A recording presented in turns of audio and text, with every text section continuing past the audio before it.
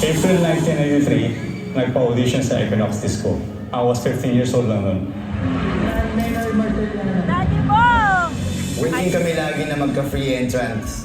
Kaya nga yata Street Boys ang pangalan namin eh. Kasi isa kami sa mga naghihintay sa kalye ng free entrance. Nag-audition ako kahit may pasok pa sa school.